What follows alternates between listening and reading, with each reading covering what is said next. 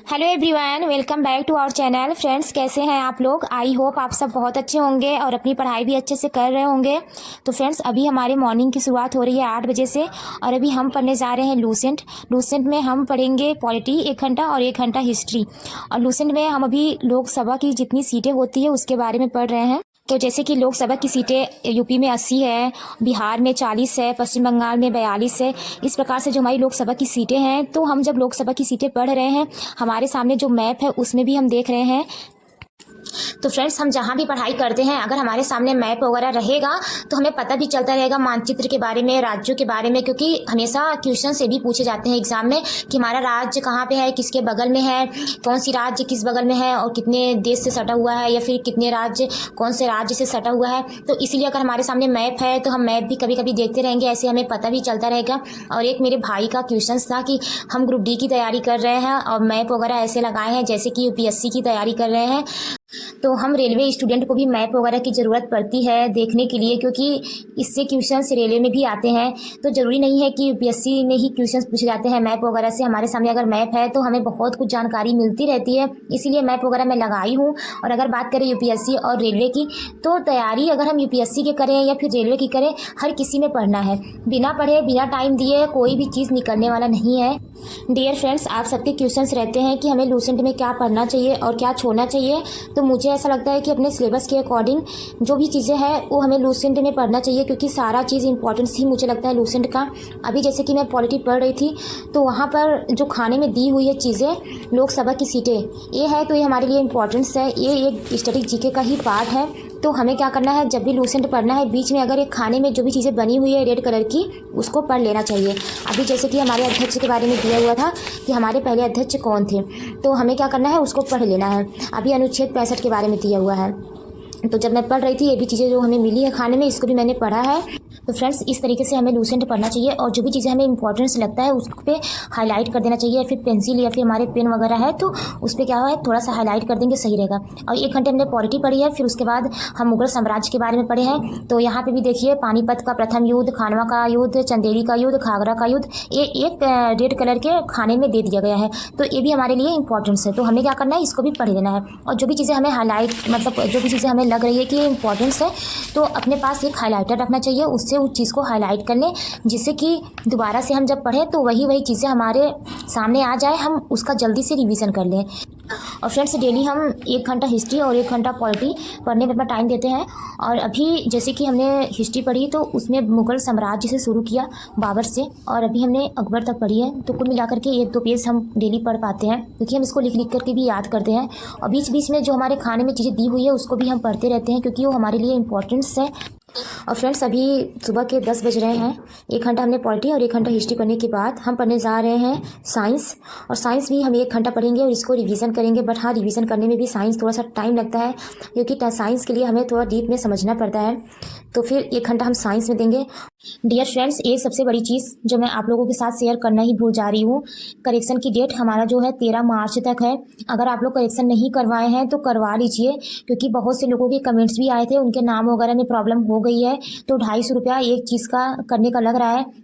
तो फ्रेंड्स, अगर अभी भी आप लोग करेक्शन नहीं करवाए हैं तो जल्दी से जल्दी जा करके करवा लीजिए। इस चीज़ को बिल्कुल भी नहीं भूलिएगा, क्योंकि अगर करेक्शन का डेट उन्होंने दिया है और हमें पता है डेट के बारे में, फिर हमें एक मौका मिला है, तो बिल्कुल ये नहीं देखना है कि 250 लग रहा है। अगर हम करवा लेंगे तो हमारे लिए ही सही रहेगा आगे के लिए। इसीलिए आप लोग जल्दी से जा करके करवा लीजिए, क्योंकि 1-2 दिन का ही टाइम है, ज़्यादा टाइम नहीं है।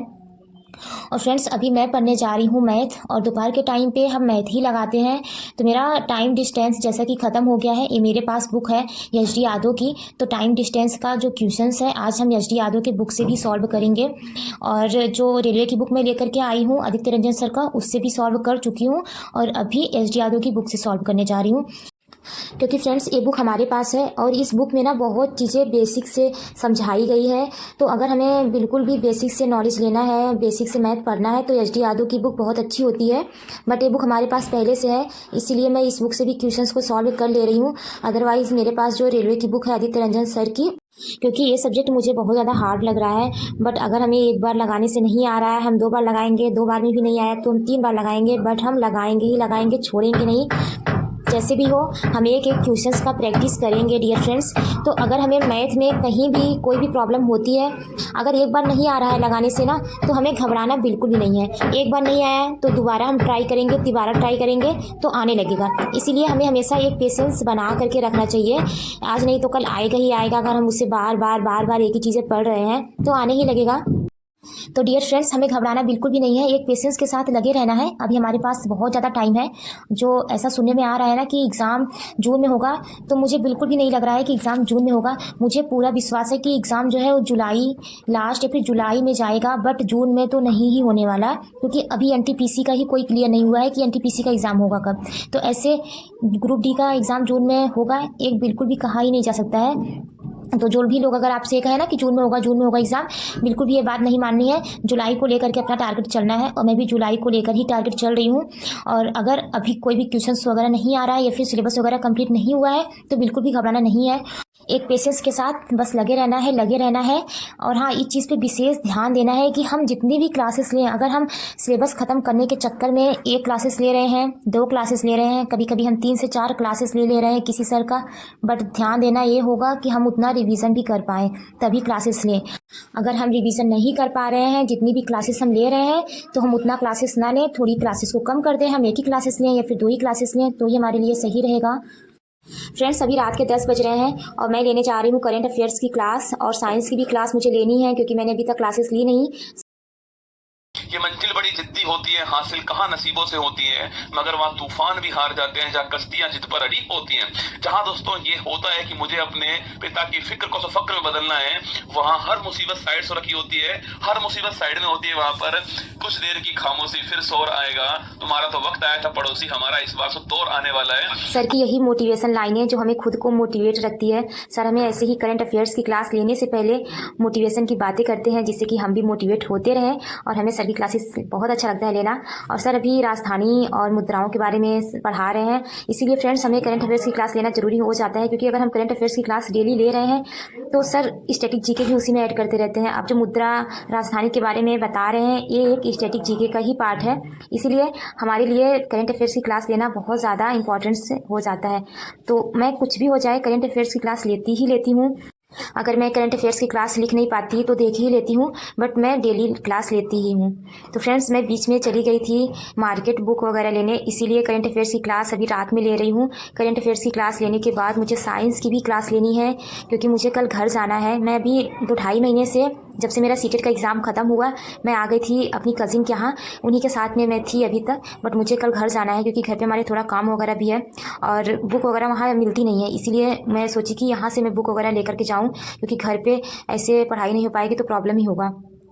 और फ्रेंड्स, अभी मैं साइंस की क्लास ले रही हूँ, और साइंस से याद आया कि आप लोग डेली बोलते हैं कि मैं पीडीएफ सेंड कर दूँ टेलीग्राम ग्रुप में, और आप लोग अपनी आईडी भी नहीं भेज पा रहे हैं। तो मैं डेली सोचती हूँ कि आज बना लूँ, क्योंकि मुझे उसको समझने में प्रॉब्लम थोड़ी सी हो रही है, क्योंकि टेलीग्राम का ना एक ग्रुप बनाना है। मेरा खुद का तो टेलीग्राम है जिसमें मैं क्यूज़ वगैरह लगाती रहती हूँ, बट एक ग्रुप होगा जो हम टेलीग्राम पर बनाएंगे, जिसमें नंबर वगैरह नहीं हमारा दिखेगा। ऐसे अगर हम अपना खुद का एक टेलीग्राम दे दिए तो ऐसे क्या होगा कि हमारा नंबर वगैरह भी दिखने लगेगा।